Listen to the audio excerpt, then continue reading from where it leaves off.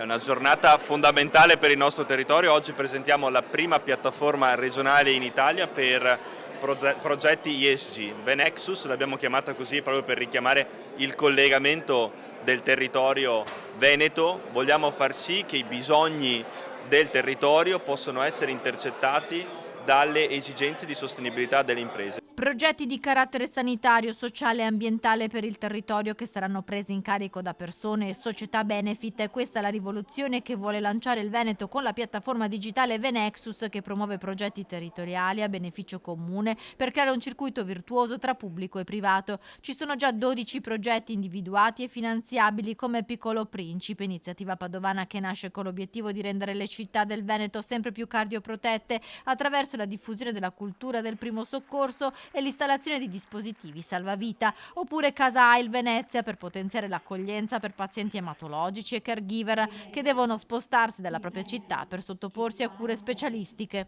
Il futuro di Venexus potrebbe essere quello di creare anche una fiera dei progetti a beneficio comune, 2 giorni magari annuale in cui società benefit, enti del terzo settore, enti locali possono incontrarsi per condividere strategie di valorizzazione e di sviluppo del nostro territorio. Lo potranno fare su progetti ambientali, su progetti sociali, su progetti sanitari, su progetti culturali, su progetti sportivi. È la giornata del Veneto che fa il Veneto. Venexus permetterà ai territori di esprimere bisogni e alle imprese di soddisfarli con la garanzia della Regione. Oggi tutti hanno l'ambizione di lasciare un pianeta migliore per i nostri figli e la ricerca appunto di opportunità di investimento che ci possano far andare in questa direzione e magari anche tutti quanti coordinati rende assolutamente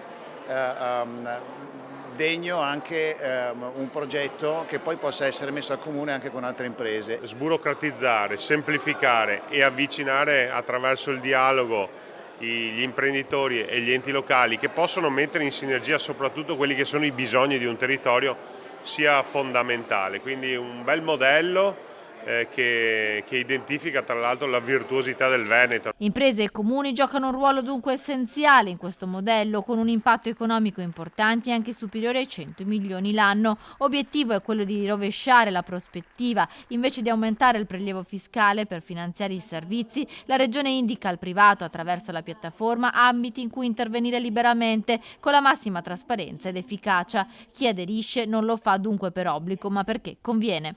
Questa terra è fatta da imprese che hanno un forte legame, hanno radici profonde nel territorio e da sempre hanno sostenuto progetti in campo sociale, in campo culturale, in campo sportivo. Ecco, questo è una modalità in cui fa uscire la voce, è importante sottolineare e comunicare ciò che le imprese fanno per essere d'esempio anche per altre.